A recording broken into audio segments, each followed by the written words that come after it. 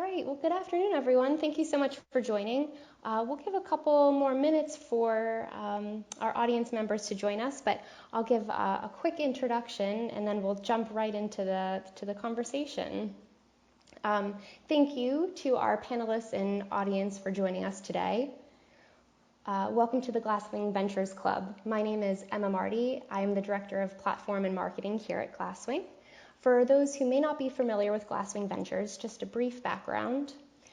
We are an early-stage venture capital firm dedicated to investing in enterprise, platform, and security startups that harness the power of AI and frontier technologies to transform markets and revolutionize industries. Today, in partnership with Goldman & Partners Immigration Law, New England Venture Capital Association, and Silicon Valley Bank, we are excited to present Impact, Reviving the International Entrepreneur Rule. I am pleased to introduce our speakers, Radina Cesari, founder and managing partner of Glasswing Ventures, and Jeff Goldman, founding partner and CEO of Goldman & Partners Immigration Law. In the second half of the hour, we will open up the conversation to Q&A. And with that, I'll hand the mic over to Radina. Thank you. Thank you, Emma, and hello, Jeff, and hello to everyone that has joined us for this session. It's actually an exciting time for particularly international entrepreneurs. It's always an exciting time for startups and entrepreneurs, given the emergence of what's known as the International Entrepreneur Parole, or IEP, an Obama-era rule that enabled international entrepreneurs to start businesses in the U.S., that started during the Obama era. It was quickly revoked before it could even gain any steam, and now it has emerged with the Biden administration. So for level setting for all of us in this discussion today, Jeff, I'm going to open it up with, can you help us define what the International Entrepreneur Parole is all about? And Jeff, you're on mute. Thank you, Radina. The International Entrepreneur Parole Rule is all about stimulating the U.S. economy and creating jobs. That's the reason the Obama administration proposed it, and it's the reason that the Biden administration has decided to bring it back. I think President Biden is doubling down on the fact that immigrant entrepreneurs create jobs in the U.S. and that they are a very good thing for the U.S. economy. And that's why it's coming back. So there are very clear requirements to the IEP, the Immigrant Entrepreneur Parole Rule. First of all, to qualify, you must be playing a central and active role in a startup entity. And so that begs the question, what is a central and active role? Exactly. And what is a startup entity? Startup entity is a U.S. company that was recently formed, meaning in the past 5 years, immediately preceding the filing of the application, that the startup was created as a legal entity, and that it has a substantial potential for rapid growth and job creation. That is the part of the definition of what is a startup entity. So Jeff, if we pause there just for a second, again, for clarity's sake, in this case, the entrepreneur, does he or she need to be a founder or co-founder? Can this individual be a senior executive, for example, chief product officer of this young company, 5 years or fewer in existence? Or, because we use the term entrepreneur fairly loosely to mean anyone from a founder to folks who join early stage companies and, sort of do a rinse and repeat. So what role would they need to play to qualify? The first requirement is it does not need to be a founder. It's a really great point, Radina. It does not need to be a founder. What it does need to be is someone who has at least 10% ownership stake in the startup entity and someone who's playing a central and active role in the startup entity. So it certainly could be any C-level person who's got 10% ownership stake. It could be any senior person who's clearly playing a central and active role. The way that my office intends to prove that someone is playing a central and active role is starting with their job description, but giving clear documented examples about what they're doing and the decision-making authority they have within their role. I think that throughout many different immigration classifications, the U.S. Immigration Service is always looking at a job description with clear examples of day-to-day duties and a percentage of time being spent on each duty. And that's how we intend to prove someone is playing a central and active role. Got it. An interesting question around 10% because, as companies raise funding and, the ownership levels change. So maybe not a founder, but a senior executive, he or she, when they started in the role, may own 10%. But as the company grows and 5 years in a startup's life, while it's short in the overall life, it's not, insignificant when you start from nothing. Does the ownership have to be 10% at the moment of the application or 10% at the moment that it started, that this executive or founder or entrepreneur joined the company? It must be 10% at the moment the application is filed with USCIS, that's the United States Citizenship and Immigration Services. But it's good to know that the rule understands that ownership can be diluted. And so it's okay if after the date of filing it is diluted, and when one files for an extension for a second 30-month period, it's okay if they own only a 5% stake at the time of their extension. Got it. Understood. Okay, and then you made another remark, Jeff, where you said that fundamentally the company has to be high growth. How are we defining that, or how is your office interpreting that, perhaps? Better put. Yeah, it's potential for high growth, and that's an Right. important word, potential. I think it starts with the history of the founders and maybe even the foreign national who's qualifying for playing the central and active role. But if these founders have regularly started up successful companies, that helps underscore the potential for growth. The amount of funding will certainly help. I mean, we're going to get into what is the minimum amount of funding, Right. but the more funding, the more investors who see potential growth in this team, the better and the stronger the application will be.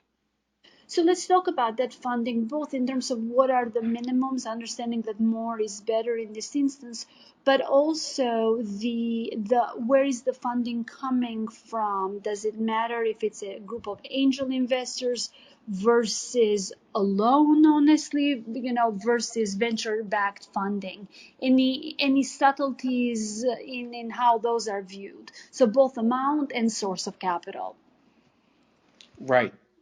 And all of those are really critical factors that USCIS will consider when making a decision on these applications. So the timing, the investment must be, first of all, it must be a qualified investment. And that it's a qualified investment depending on where the money's coming from. But the investment also must be made into the U.S. startup entity within 18 months immediately preceding the filing of the application. Okay, so that's a significant date people need to be aware of. If your startup received funding 2.5 years prior, even if it was from a qualified investor and even if it was from the right amount of money, it's too old. It's not going to count to help you get the IEP. What is a qualified investment, and who are qualified investors? Well, a qualified investor is either a U.S. citizen or permanent resident or a U.S. entity that regularly makes substantial investments in startup entities and that subsequently exhibits substantial growth in the terms of revenue and job creation. So that's a lot of words, but the good news is the rules give us some clear information to dissect from all of that verbiage. If the individual or organization has made investments in startup entities in exchange for either convertible debt or another security convertible into equity that are commonly used in financing of startups, there has to be at least $600,000 of investments over a 5-year period prior to the application of being filed with USCIS. So first of all, for a person or a company to be a qualified investor, it's got to be an individual who's a U.S. citizen or a permanent resident of the U.S. or an organization that regularly makes substantial investments. And that means they have to prove that they have made at least $600,000 investments into U.S. entities in the prior 5-year period.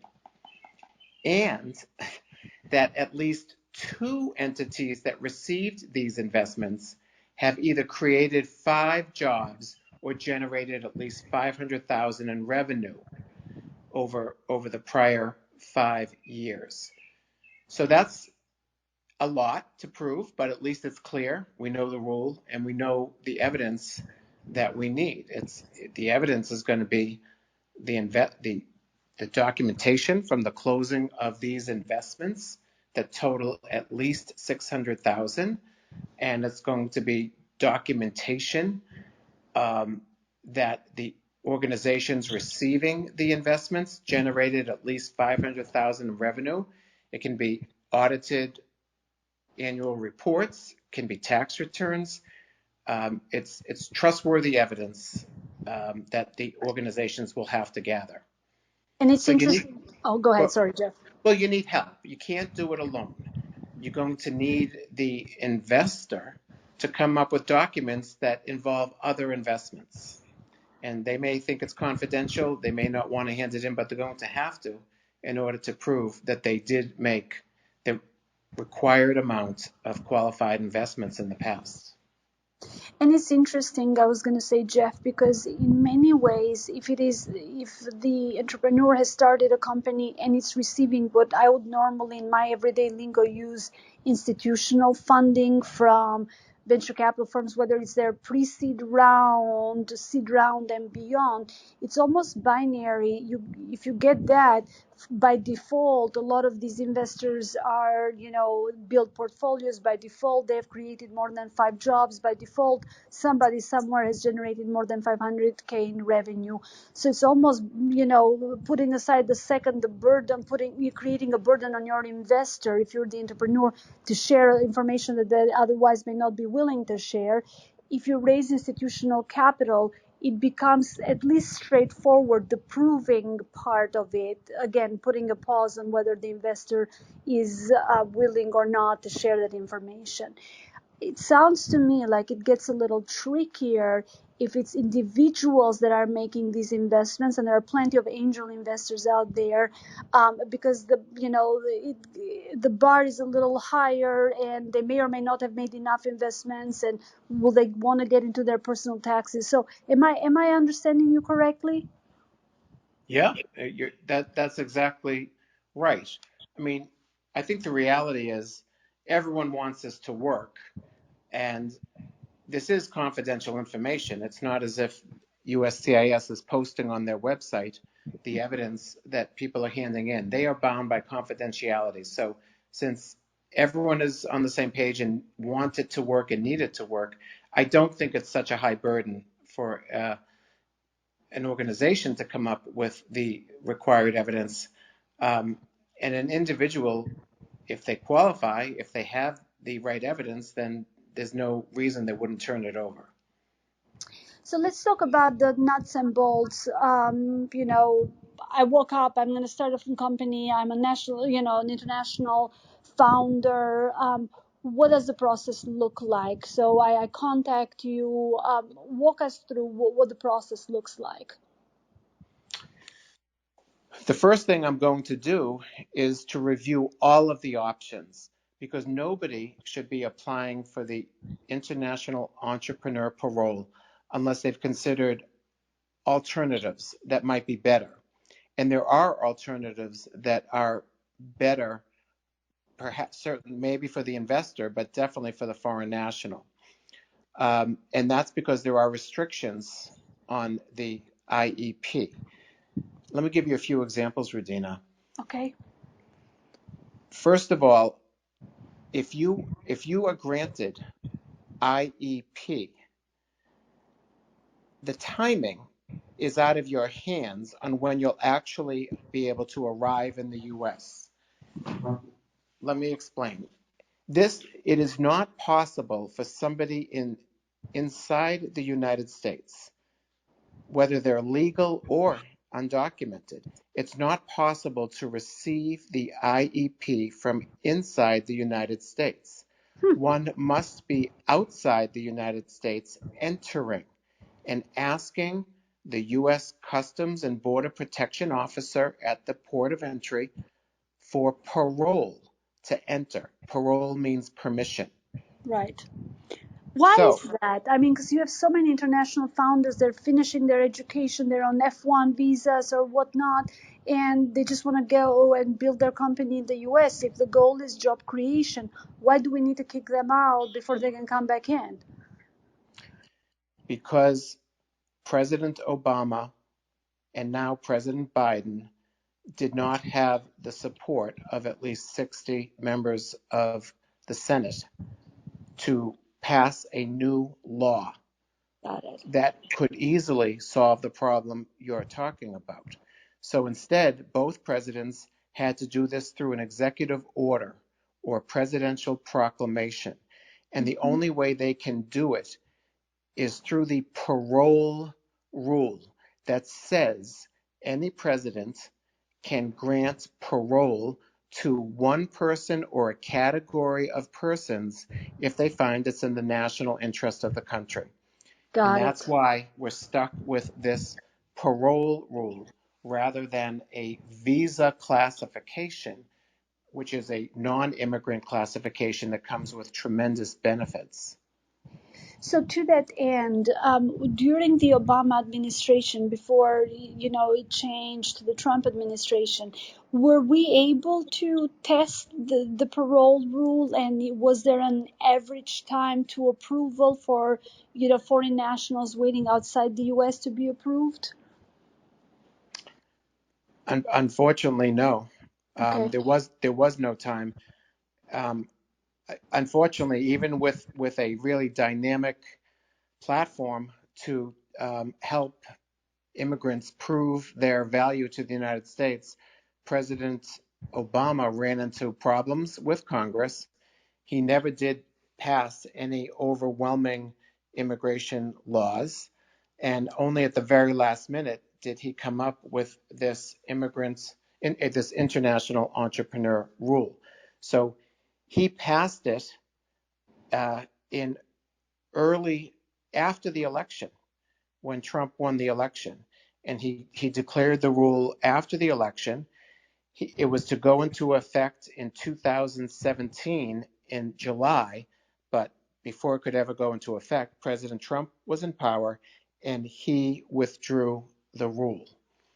Lawsuits were filed and courts disagreed on whether President Trump could or could not withdraw the rule, and whether, even if he could, whether he did it properly. But the bottom line is, I think throughout the 4 years of the Trump administration, there were not more than 25 applications approved. And it's hard to know why some were approved and some were not. There really wasn't enough data. But we learned nothing about the benefit of this rule through the Trump era and nothing about the strategies and the best practices for evidence. So we're starting fresh. Got it. So, I come to you back in my example, and you're laying out the various alternatives for me because there are some burdens associated with this parole, starting with you have to be outside of the US and there is no clear certainty on timing. What else should one consider? So it's a two-step process, Rudina. The first step is filing a form called the I-941. That is the application for entrepreneurial parole, and you file it with the U.S. Citizenship and Immigration Services. The rules are clear on what the filing fee is, what the address is, and what the evidence is that you need to attach. What's not clear is how long USCIS will take to approve that application. Everything has slowed down due to COVID. Everything slowed down in the Trump administration just because he basically ordered everything to slow down. And we have no idea how long that will take. But let's assume it's a reasonable period of time. Let's assume it's a 3 to 4 month period to get this approved. And by the way, we do know there is no premium processing expedite. So there is no way to expedite these applications. If it took 3 to 4 months and an approval comes from USCIS, the second phase of the process is the foreign national takes the approval to the U.S. consulate or embassy in his or her home country and gets permission to enter the United States. It's not a visa because this is not a non-immigrant classification, but it's basically permission to enter the United States, which could come in the form of something called a boarding foil or a boarding letter. Neither of these were explained in the new rule or regulation. What was said is that the State Department will figure out a way to grant this parole, document the parole has been granted, and the foreign national must obtain this document from the consulate before they can even board the plane to come to the United States. And once we have no idea how long it will take to get this, Rudina, visas used to take a couple of weeks to get at a U.S. consulate. In most consulates, you could make an appointment for an H-1B or an O-1 or an L-1 visa, and it only took 2 weeks to get the appointment. Now it's taking months to over a year, mostly because the majority of the consulates are closed, and those that are open are so overwhelmed from COVID and from the demand that the backlog is enormous. So that's for a visa. And of course, this is not a visa. It's some other kind of permission from the State Department and the consulate to enter the United States. We have absolutely no idea how long it's going to take. So that is one of the reasons why a foreign national who comes to my office, we're going to spend time thinking about all the alternatives, because I can pretty much be sure how long it will take them to get into the United States using H-1B or O-1 or L-1 classifications. Understood. And what's interesting, I'm shocked that you take a year to get your F1 or your H1B visa. But if you're a student and you have to wait a year to get your visa, you might as well, you've missed your window to go to school. That's actually a whole different topic for another day. Well, Okay. Rudina, if I can, we can talk about that another day, but except I do want to say one thing. President Biden, actually even President Trump, to his credit, and President Biden both mandated that F1 student visas get preferential treatment. Oh, good. And so those are not backlogged. Got it. So when we talk about, we don't know how long this is going to take, by the same token, all of the steps that you outlined, including the complications, are within the administration's control, or at least influence, so they don't need to go to Congress for approval, etc. I'm saying that as a statement. I'm hoping I'm correct. Whether it's the State Department, or the embassies, which ultimately fold into the State Department. So from that point of view, given what happened when Obama, made the proclamation, do you have any understanding or any information around how quickly the executive branch essentially would act on these visas so that they actually see some impact from this proclamation? Yeah, President Biden has stated in writing in his platform, on his website, and in public speaking, he wants this international entrepreneurial parole to work. He wants to use it to show Americans what we all know is true, that immigrants create jobs. They don't take jobs away. And I think he is going to put pressure on both USCIS to quickly approve the Form I-941 and on the State Department to quickly approve either a boarding foil or a boarding letter to get the people into the United States. Got it. Okay, so perhaps a few months from now, if we had to do a do-over of this conversation, I suspect there will be more clarity and perhaps some early data points around the how and the when. Do you have any visibility, Jeff, if, with some of the visa processes, if a spouse gets a visa, there are benefits to the other spouse and the children? What does this parole mean for, for the familial relations? Right. All of the non-immigrant visa classifications like H-1B, L-1, O-1, they all permit a spouse and children under the age of 21 to come. This is true of the parole as well. A spouse and children under the age of 21 can follow the primary entrepreneur who's being granted the parole. One of the big differences is whether or not a spouse can work. Yep. A spouse can work under the L1 and E1 and E2 non-immigrant visa classifications, but not the H-1B or the O-1, except with rare exceptions in the H-1B circumstance. But the good news is, under the parole, the immigrant entrepreneurial parole, a spouse can work. Got it. Okay. And then, for some other visa categories, I hope I'm not speaking out of school, but I think J visas, after a period of time, you have to leave the country if for a certain amount of time in order to come back, and it's mandatory. Tell us about the duration of this parole. How long can the foreign national remain in the U.S. and his or her ability to change status, for example, to become a permanent resident or what is otherwise commonly known as a green card holder? Right. Not all J1, but some J1s have a 2-year home residency requirement where they have to go home before they could possibly get an H-1B or a green card. Now, that's not true with this parole. There's no home residency requirement after you've been here. But here's what it is.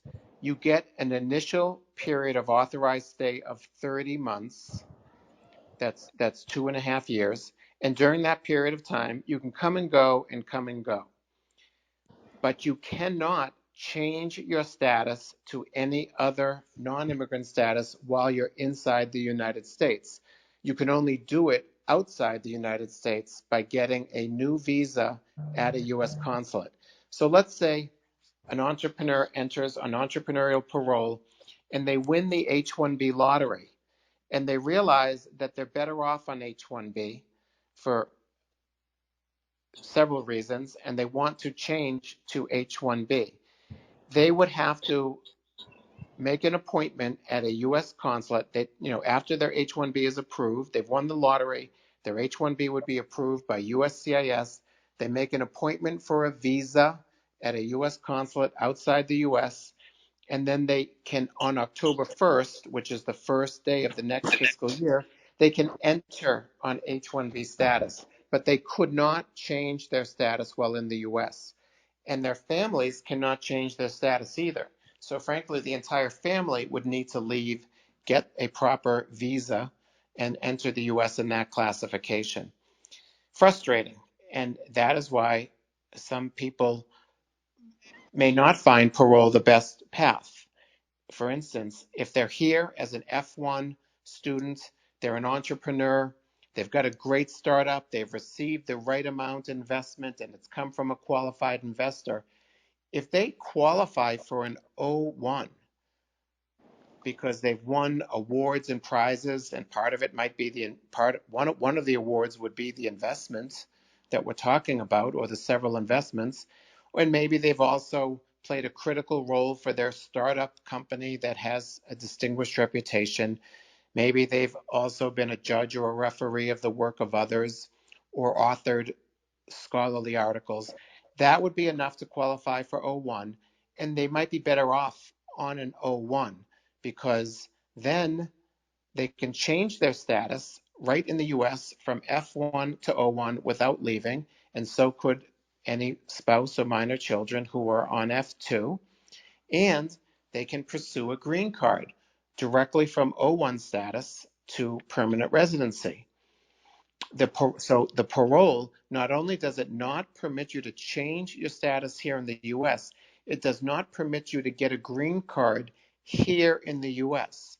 Yes, you can pursue green card, but you'd have to get a green card outside the US at a US consulate. And that has ramifications. It has significant travel concerns. It has work authorization concerns.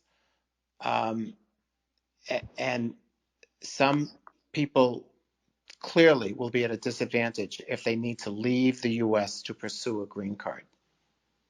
Understood. So, Jeff, should this parole be a last resort? We don't know, Rudina, because I think a lot of it has to do with the timing. Okay.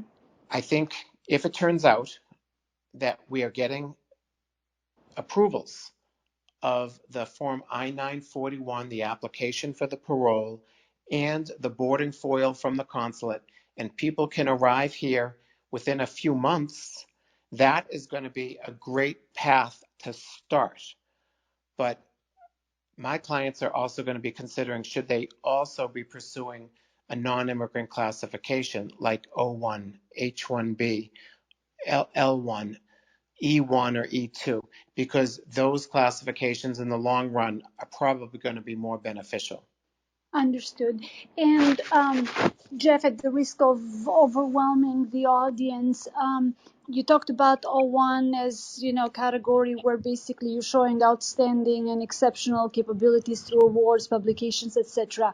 Can you touch quickly on H1B, the L category and the E category, and then perhaps after that we can open it up to the audience for specific questions? Sure. The H-1B is probably the most common way professional foreign nationals work in the United States. The definition of an H-1B is that there must be a specialty occupation offered by a U.S. employer, and that specialty occupation must require a specialized degree in order to do the job duties. And then the foreign national must possess that specialized degree. So a great example is a software developer, because that does require a specialized degree in either computer science or software development. That's the only way one can really do the basic job duties of a software developer. Or you could have the equivalent of a US bachelor's degree in one of those fields by proving your work history and your education combined are the equivalent of a US bachelor's degree in computer science. The real problem with H-1B is that they're limited in number to only 65,000 every fiscal year, with an extra 20,000 reserved for those who have at least a master's degree from a U.S. educational institution. It's not a lot. The demand is in the hundreds and hundreds of thousands. And as a result, there's a lottery conducted every year. U.S. employers can enter the lottery in March. By the end of March, USCIS picks out the 85,000 winners, and those 85,000 can then move on and file H-1B petitions with USCIS. So if you miss the lottery, you're out for another year. Even if you make the lottery and you lose, you're out for another year. There never is an H-1B available exactly when you want one, and it's an issue. Jeff, before you get off of the H-1Bs, I've gone through some of these processes myself, given my accent and all. I remember during the Clinton era that that administration in both terms increased the limits to the H-1B. So they went from, 60, 70, 80,000 to, I think, the low hundreds. Do you see the Biden administration increasing the H-1B cap in terms of the number of applicants? I do believe the Biden administration believes that H-1Bs are so valuable to our country and that they create jobs and don't take away jobs, that he would be in favor of that. I honestly don't know at this moment if that requires a congressional act to change the numbers. I do believe it does, and I don't think President Biden can do that on his own. Got it. Okay.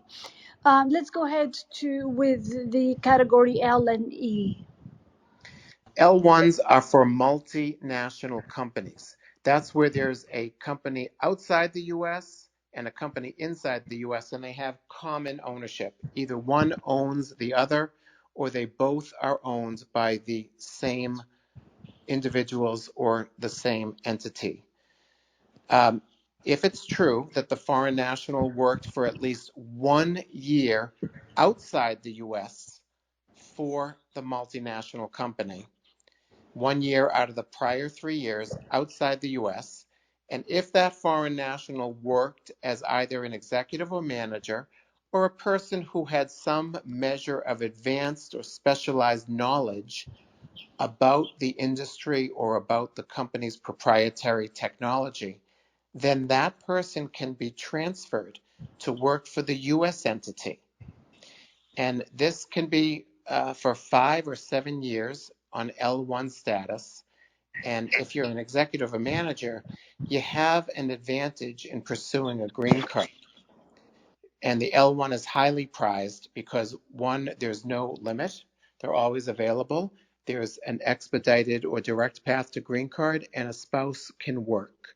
So that's a great visa if you meet the requirements. The E1 and E2 are also great alternatives. The E1 is reserved for U.S. entities where at least 50% of the U.S. entity is owned by citizens of countries with whom the United States has a treaty for trade. And E2 is reserved for citizens of countries with whom the U.S. has a treaty for investments. So let me give you a good example. Foreign national receives $100,000 investment from either, it could be from anybody. It does not need to be from a country that has the treaty. So let's say the foreign nationals from UK. And the US entity, there is a US entity that is at least 50% owned by UK nationals. Maybe it's the foreign national himself, or maybe it's not, but at least 50% is owned by UK nationals. This is a qualifying entity because we do have a treaty with the UK for investments. So far, so good. This is a good situation. Now, this U.S. entity must receive a substantial investment. First of all, the investment could come from any legal source. It could come from U.S. citizens. It could come from U.S. venture capital company. It could come from a British source. It can come from the Netherlands, China, anywhere where we can prove the money was legally sourced and invested into the company. And it must be a substantial investment. And that is not a precise amount of money, but rather, for a startup entity, a substantial investment is an amount of money that is almost equal to the amount required to start up the entity in the US. So if a company is doing AI software, creating AI software, the amount of money they need to open in the US could be very small. They need computers, they need a desk, and they need software. That's not a lot of money. But they also need some employees. They might need a marketing specialist. They need some legal help. And all of these startup costs could be somewhere between $50,000 and $100,000. So an investment of $100,000 is a substantial investment into this kind of company. I will say, Rudina, that even though the regulations don't specify an exact amount of money, most of the officers who are making decisions on E2 applications are looking for an investment of at least $50,000, if not $100,000. Understood. With it, I will pause and turn it over to Emma Marty. Emma, if you'd like to, invite folks who might want to ask different questions on any and all of these topics. Absolutely. So for any audience members that have recently joined in, welcome to our discussion, Impact Reviving the International Entrepreneur Rule. Please use the hand raise function down at the bottom of the screen. We'll invite you up so you can ask your question directly to Jeff and Regina. Awesome. We have Sarah coming up. Hey, Sarah. Hi, this is a great discussion. Thanks so much. Fascinating to know how the world is changing. I have a question. We have worked with some international founders, and one of the benefits of working with these companies is they often have connections in their own countries and can develop some of the functions on other shores. I'm just wondering if that is viewed as a positive or a negative. If, for instance, the company would be headquartered in the U.S., but the development team would be, somewhere in Eastern Europe or something like that. Is that viewed positively or negatively when going through this process? I don't think it's a negative if there is also substantial evidence for potential rapid growth and job creation in the US. That's a basic requirement. And if you prove there's going to be great potential for rapid growth and job creation in the US, I think it's fine if the R&D team is abroad. Thank you.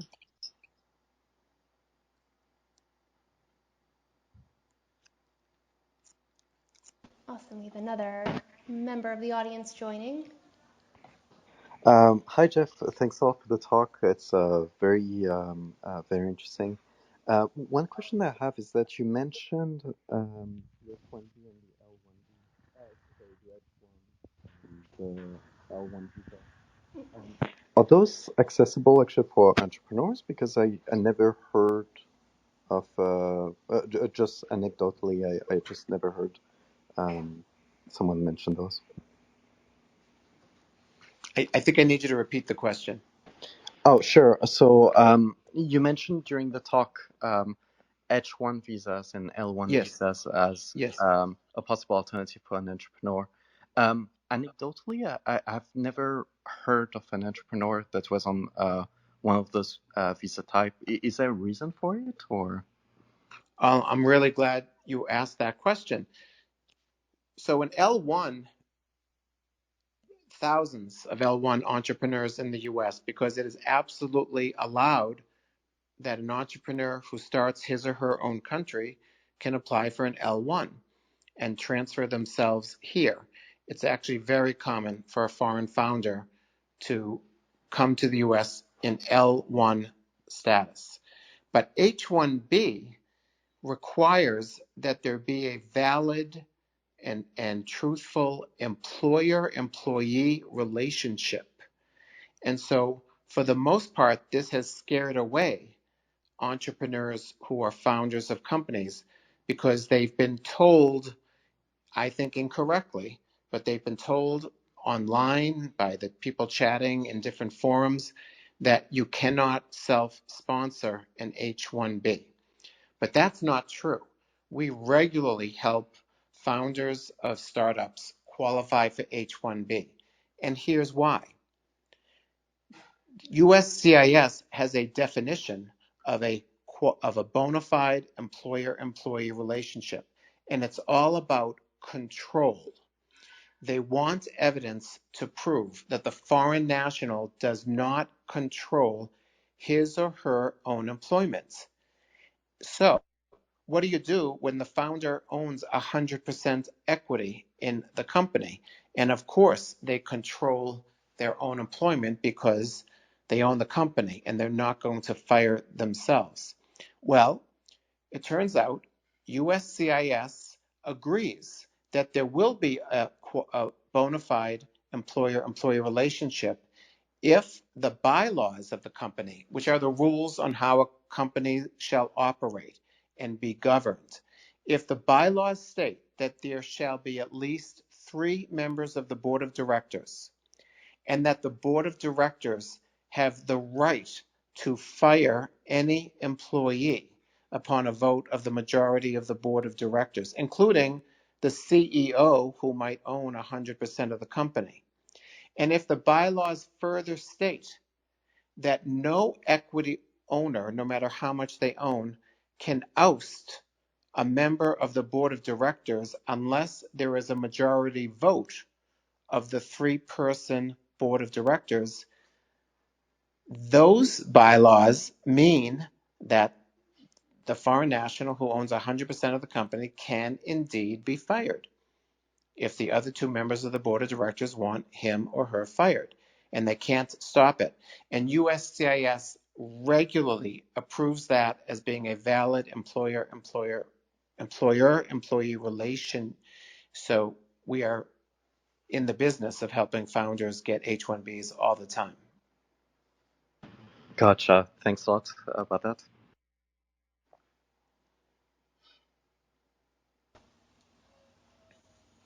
Awesome. And I think we pulled one other member of the audience up on stage. I'd like to ask your question. Hi, Emma. Thank you so much for admitting me to the stage. Absolutely. Welcome. Hi, Jeff. I had 2 questions. So one was related to the L1 visa. So I wanted to check how old should both of the entities be, or I assume the foreign entity has to be at least be like a 1 year long so that you can have 1 year of employment history. But how long should the U.S. Parent/subsidiary company be typically? It's such a great question. The U.S. entity can have existed for many years, or it could have existed for 1 hour prior to the filing of the L1 petition. So very typical example is foreign national entrepreneur starts his or her own company outside the U.S. They work there for at least a year. They build it up to the point where they are ready to open in the U.S.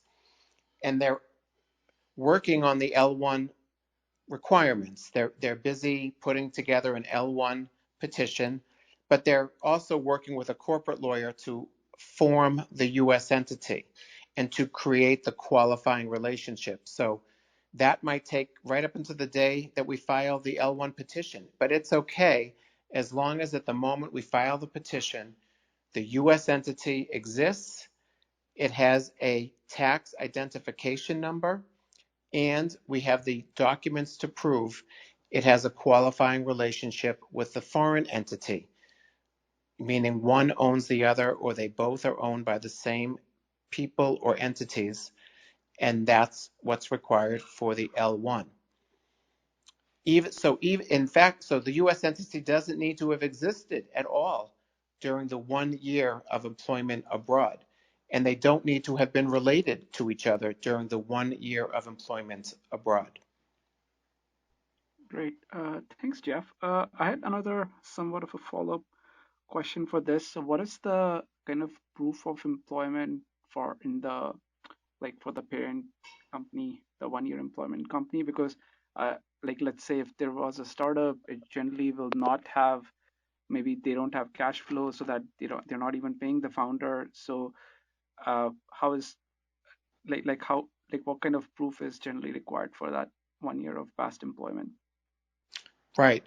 Well, the Immigration Service surely would like evidence such as payroll records and tax records, but most of the time those just don't exist.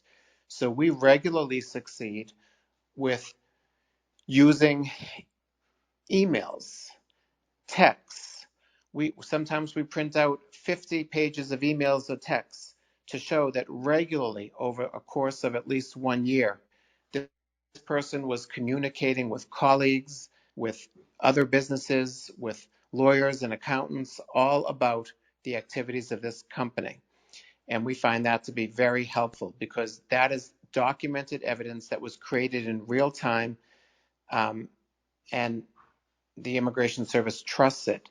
Another favorite piece of evidence of mine is if a foreign national is doing any kind of coding to create software over the course of that year, there are repositories that keep track of all the coding, and they're very clearly dated. And not only do they have the date on it, but it gives the name of the person who's doing the coding. That is a favorite of mine because the U.S. Immigration Service has always accepted that as excellent documentation that the company exists and has existed for at least a year, and that the foreign national has been employed by the company for at least 1 year. The regulations specifically say you don't need to have been on payroll. That is not part of the definition of employed. Rather, we need to prove that the foreign national was engaged in daily endeavors that benefit the foreign company, with or without pay. Thanks, Jeff. Second question. Sorry to hog the stage time. Did you actually cover IEP's the Parole's path to green card, or did I miss that? Can you ask that again? Is there a path to green card in the Parole? Oh, yeah. There is no direct path to green card, but you could qualify for a green card if you qualify through some independent way, such as through the EB-1A Extraordinary Ability or the EB-1B Outstanding Researcher, the EB-1C Multinational Manager. You can qualify for any of those, and it doesn't matter that you're here on parole. You still could qualify for one of those. And maybe you're qualifying through a national interest waiver, an EB-2 national interest waiver, or an EB-2 or EB-3 perm labor certification application. All of those are paths to green card. All of them can be pursued by someone who's in the United States on parole. But if you're here on parole, you cannot finish the green card process here. You must, at the last minute, leave and get your green card at the U.S. consulate abroad. Thank you, Jeff.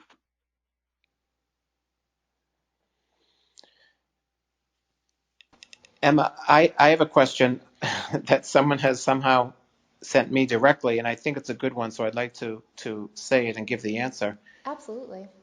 Are there other ways to get the international entrepreneur parole other than a $250,000 investment from a qualified investor, which we had discussed is either a U.S. citizen or permanent resident, or a U.S. entity that regularly is involved in investing in startups? And the answer is yes. There's a second way that one can get IEP, and that's if they receive an investment of $100,000 or more through a government agency or a government award or grant. And I won't get into it here, but the rules then give pretty detailed explanation of what they mean by government entity or a government award or grant. Just like the the $250,000 investment from a qualified investor, the $100,000 investment from a government agency must be received within the 18 months preceding the filing of the application for the parole.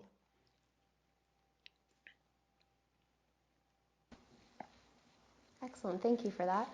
We still have our hand raise button open, so if anyone has any questions, I'm happy to bring them up for a last question before we get to the top of the hour. And we have Aaron coming on.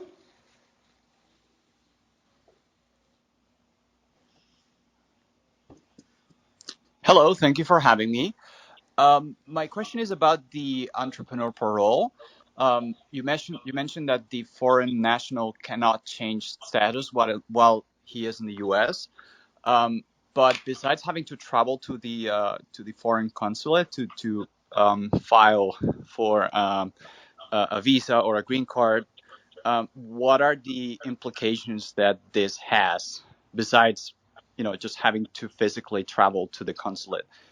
Like, do I have to relocate abroad again to and stay there for a few months, or what are kind of the implications this has?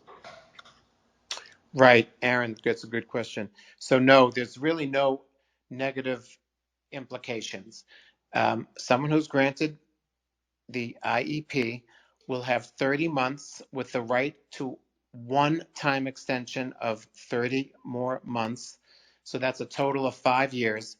And at the end of that 5-year period, they must depart the United States. They cannot change their status or get a green card here.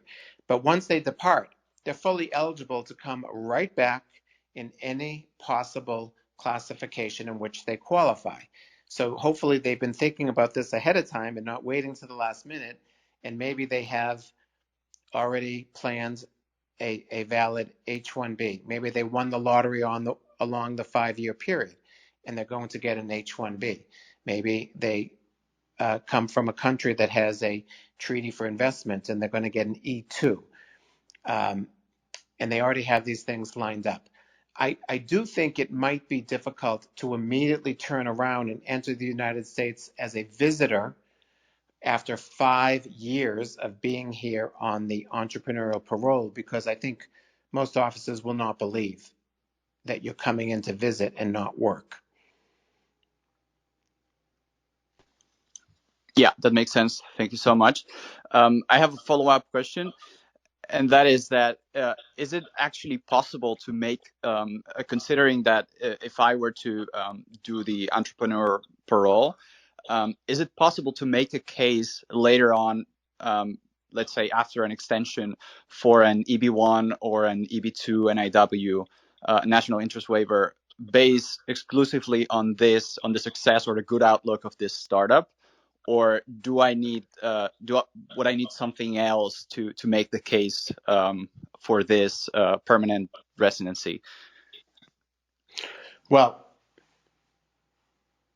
all of you who are lucky enough to be granted IEP should be, right from day one, having a plan of action to be gathering documents that are going to help you qualify for an EB1A extraordinary ability or a EB2 national interest waiver. It's a great opportunity to collect the evidence, and certainly the Immigration Service will let you use the evidence that you've accumulated during your time here on parole. Okay, makes sense. Thanks so much. Sure. Great. Well, we're almost at the end of our hour session here, but Johnson, I pulled you up from the audience, so if you want to kind of ask your question, and then we'll wrap up for today. Thanks a lot, Emma. I appreciate the last question. Jeff, you had given a couple of examples, I think, for the L1 to show relationship with the company in the form of 6 months of email communication or timestamps of code repositories.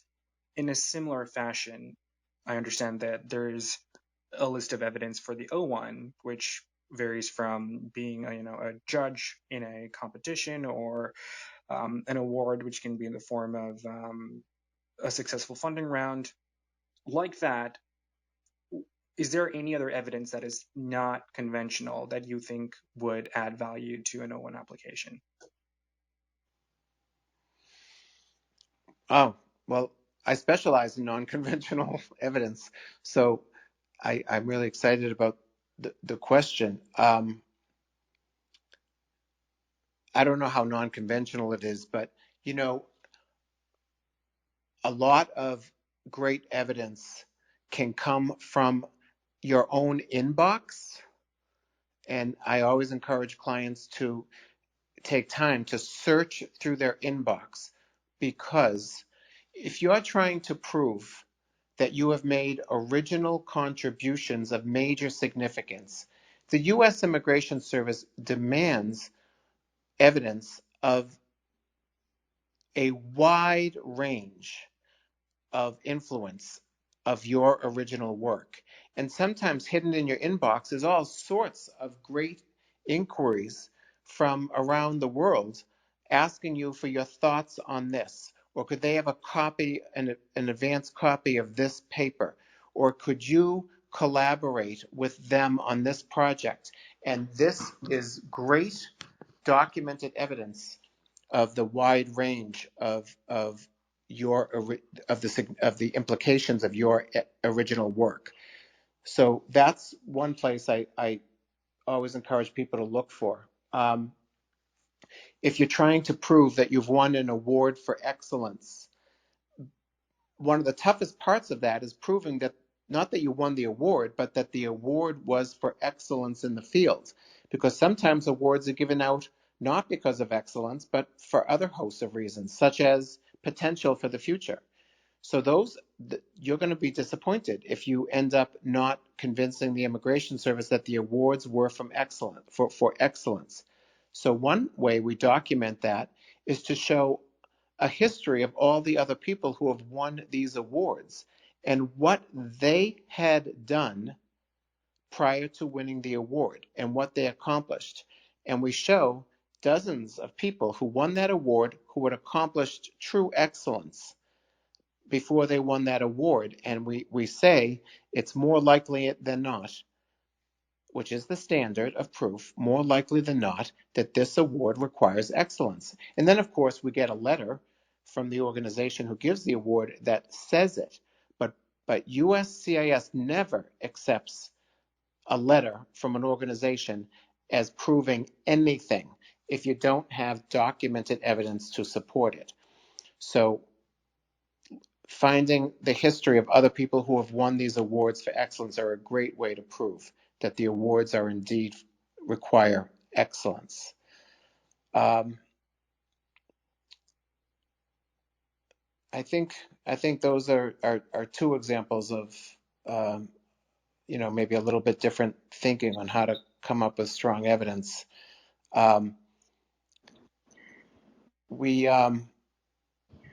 Media coverage. Media coverage is one of the criteria for O1, but the media coverage must be about you. And oftentimes, it's not really clear to an immigration officer that the media coverage is about you. It's mostly it might be about your company, and they might mention you once, but it really isn't an article that it's about you. And it might mention, it might have your name, but it's really not even about you and your company, but it's more about the industry that you're in, and they're just using you as an example.